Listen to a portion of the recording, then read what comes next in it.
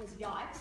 And then my second one was that I felt, you know, truly humbled to be invited to be here today to talk about my experiences with Essentials of Care.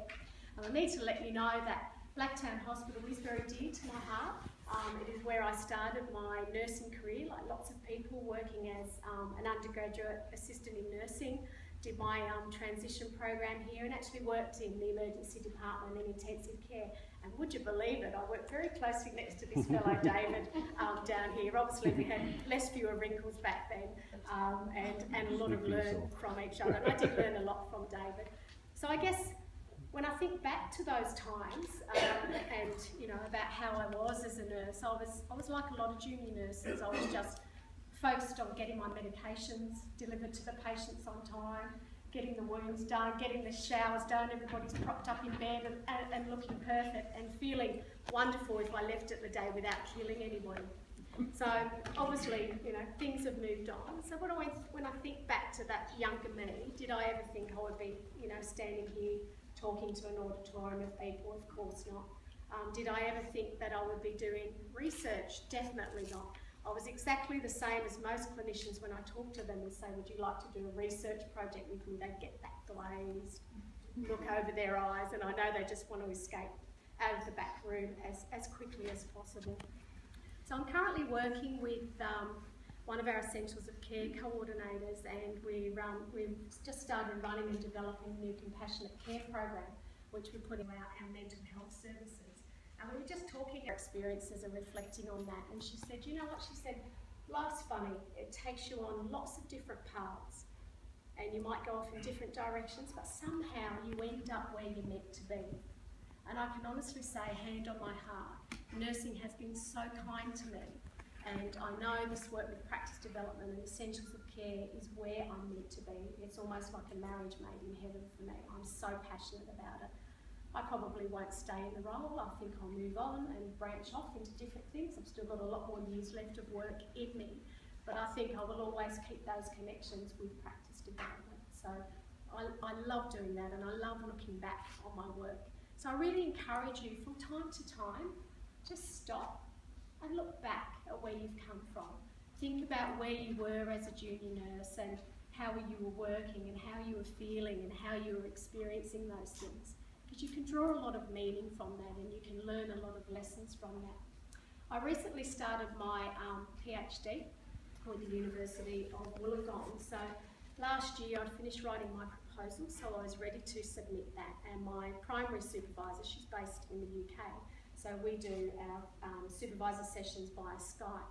So I was talking to her on Skype, and you know, the proposal was ready, they were happy with it, it was submitted. So I knew I had about 3 months grace before really the hard work was going to kick in. So I had that in the back of my head, you know, I know this is going to be massive, you know, sacrifice for the next 5-6 years of my life. So maybe I've got 3 years to enjoy myself. So what came out of her mouth was, okay, so what's the next step? And you know, sometimes when you start to say something and you really want to grab those words and shove them back in your mouth, my next words that came out was, oh, well, we may as well just keep going. So she's, oh, fabulous, clapped her hands together, and she said, okay, so the first thing that I get all of my students to do, the first paper that I want you to do is a 5,000 word paper on your ontological worldview. So I kind of sat there, and then wait for it. The next thing she said was, and I'd like that in 4 weeks, please. So I had this, I think this strange coughing noise that came out of my mouth. They're like, are you serious? And she had a little giggle. And she said, but what I want you to do is come up with your own creative methodology for how you're going to explore your values and beliefs. And then you need to incorporate into that your ontological view about how you're going to be a researcher. So I'm like, holy hell, how on earth am I going to do this? So obviously I spoke to the family, I spoke to colleagues at work. And what I decided to do was to do a timeline of my life from birth up until now.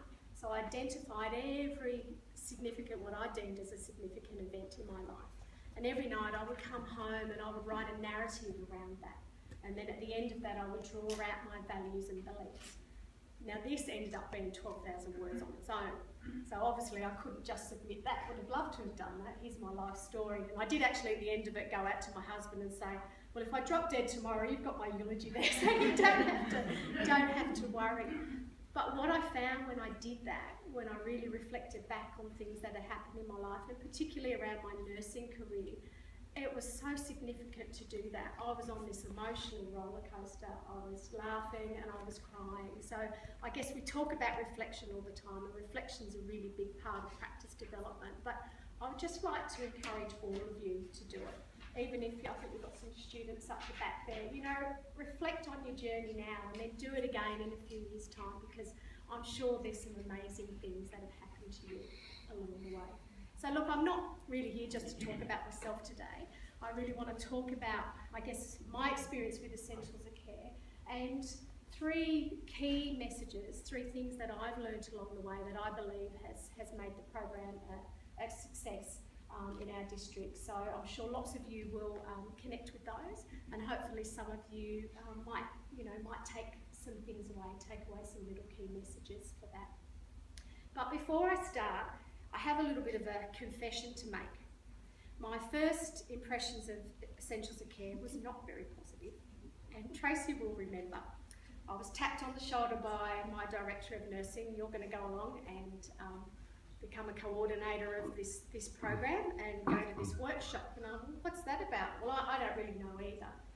You're just going, and that was when we were all part of the one. The PM was with you guys, so it was myself, Tracy, and another person, and we had no idea, and we went along down at Cumberland, down in Wirrabilly in that room.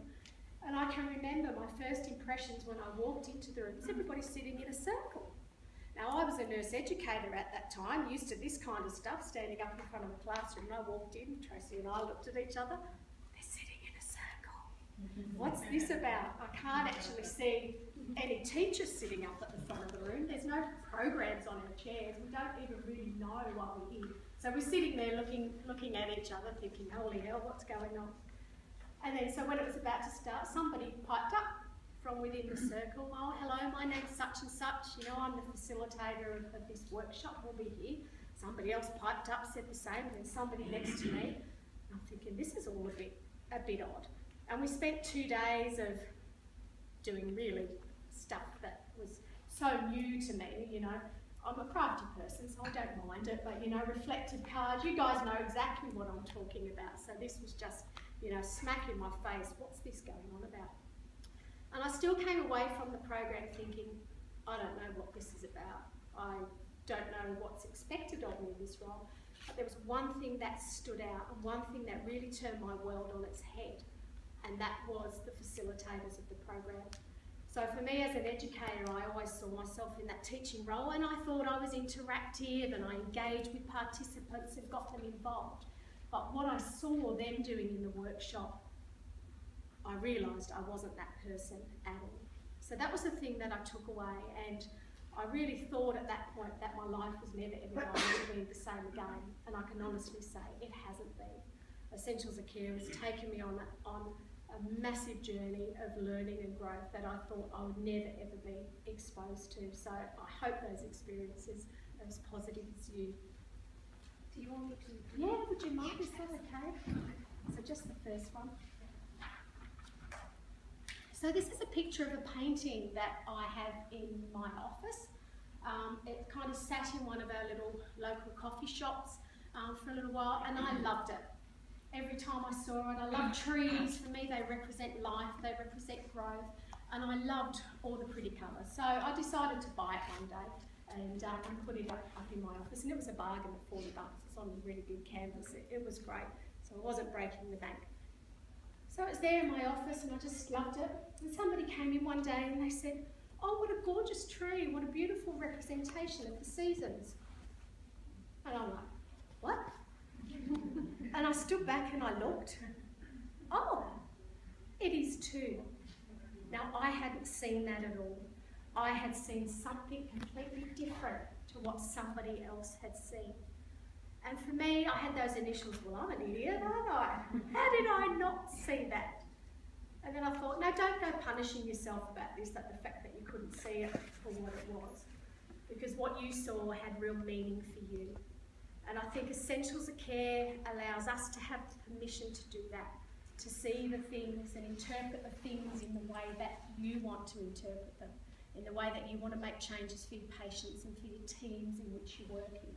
So I'd encourage you to be really, really brave and just hold steadfast to that and interpreting those things and finding your own painting for that.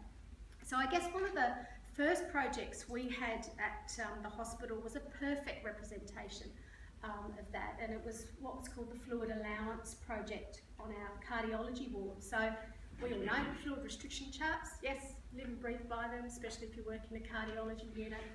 And the nurses and the team started to question, why do we call it restriction?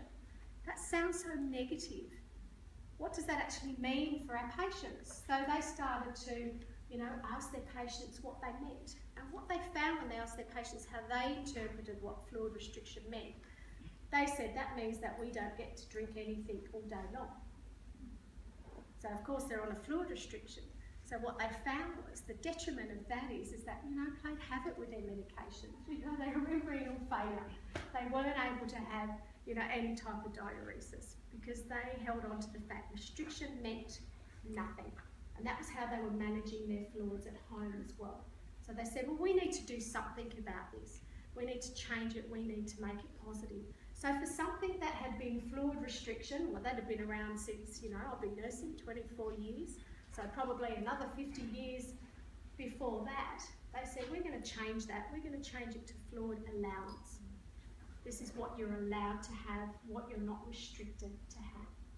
So that's turned into a research project, and we kind of did the first phase and we interviewed patients and we got some really positive things around that, and patients were starting to understand about managing their fluid a lot better.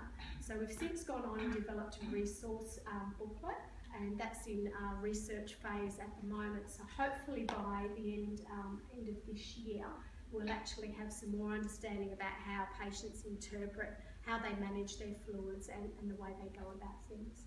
So I guess the message from this, I want you to find your painting, you interpret it the way that you want it to, and you hang on to that. If somebody else comes and sees it differently, that's okay too, but you don't need to change your mind.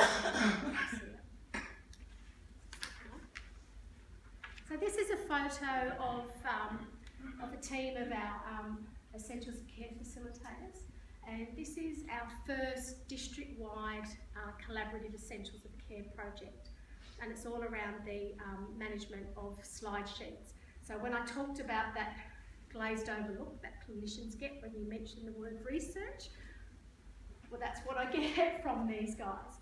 But the foundations and you putting yourself out there and building trust with clinicians enables them to come on board with you. So I guess the way that I see my role now and the way that I saw my role as an Essentials of Care coordinator is about setting the stage, but never actually performing on it myself. Because it's not actually about me, it's about the teams, it's about the nurses, and it's about what they want to achieve. So, how do you do that? How do you get people as passionate and as enthusiastic as I am about Essentials of Care to share that and want to make change?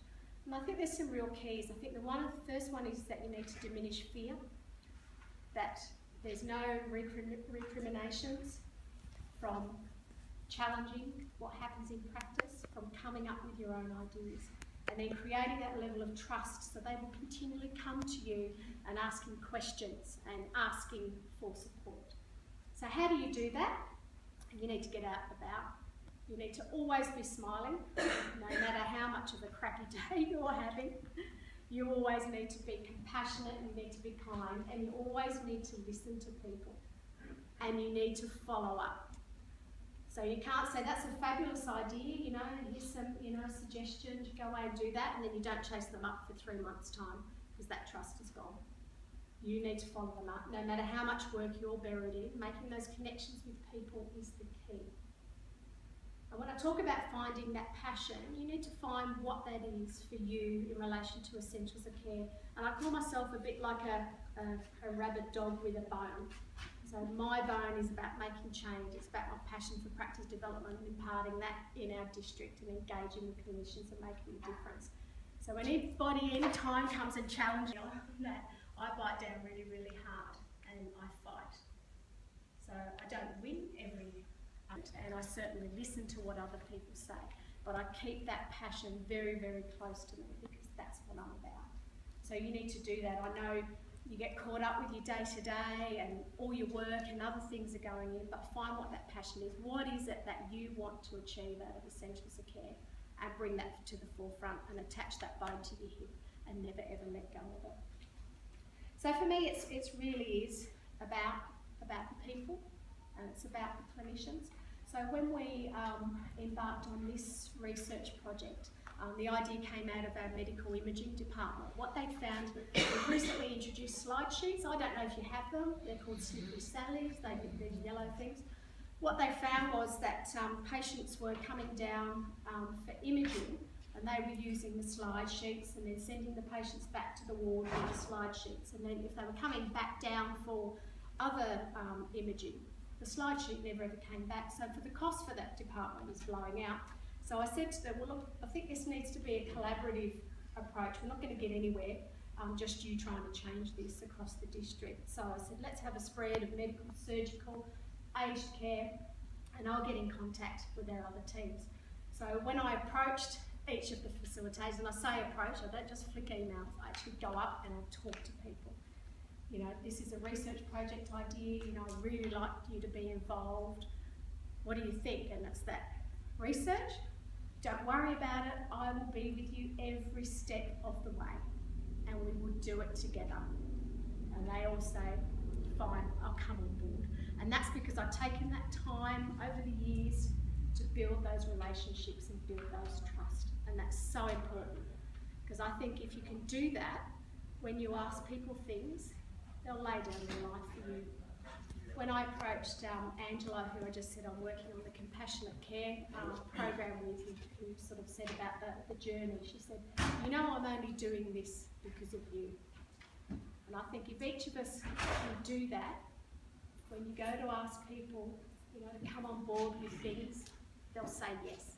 So take the time, find your bone, find your passion, follow it, and engage with people. Not yet, no. So my final message, and this is the hardest one, is don't be afraid to fail.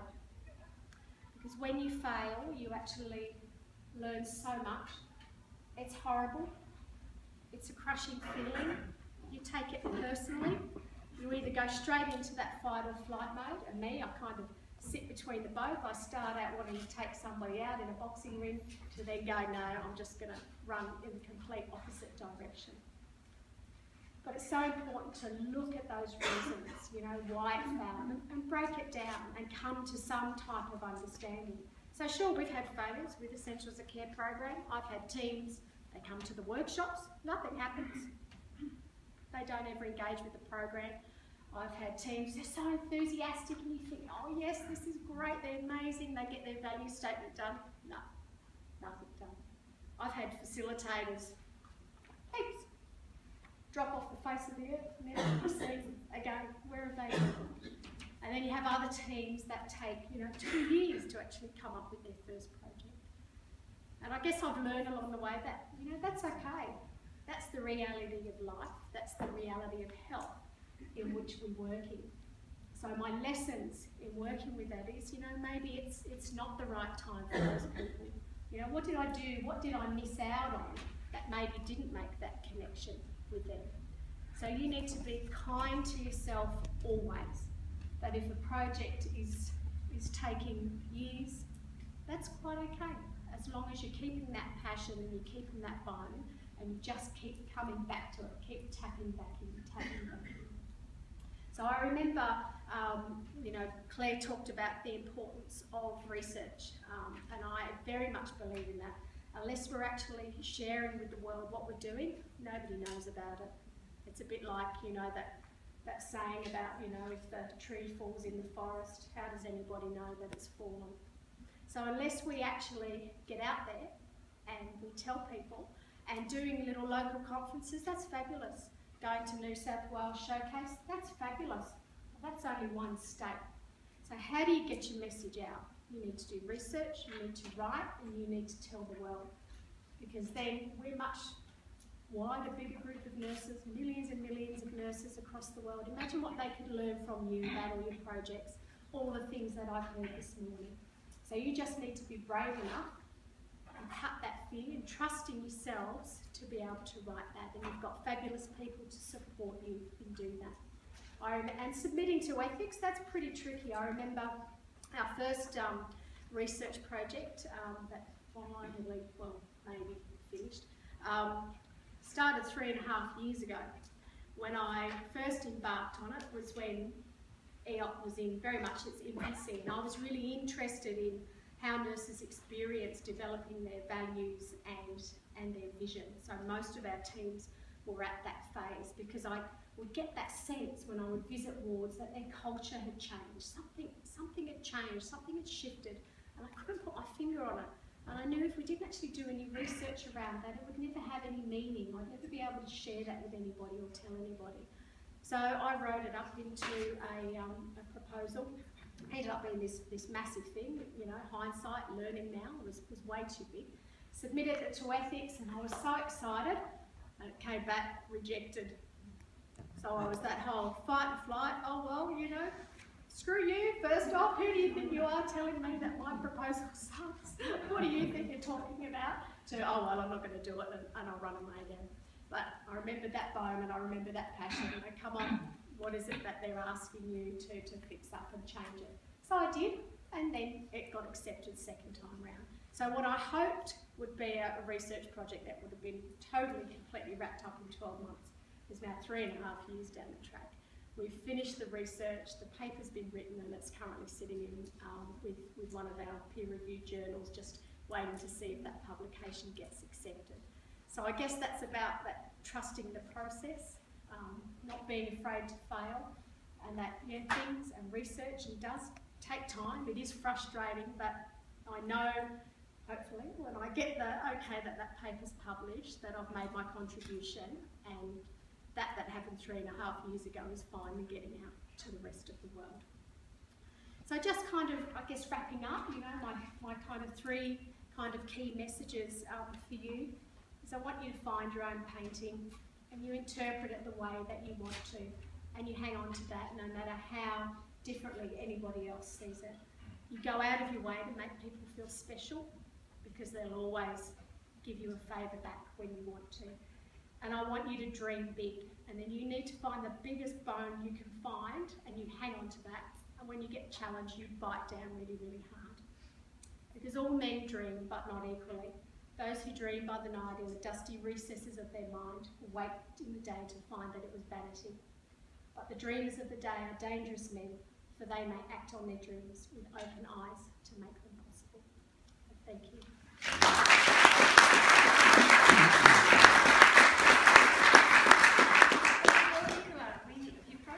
Oh, questions. Oh, here I am, escaping up the stairs as quick as I could.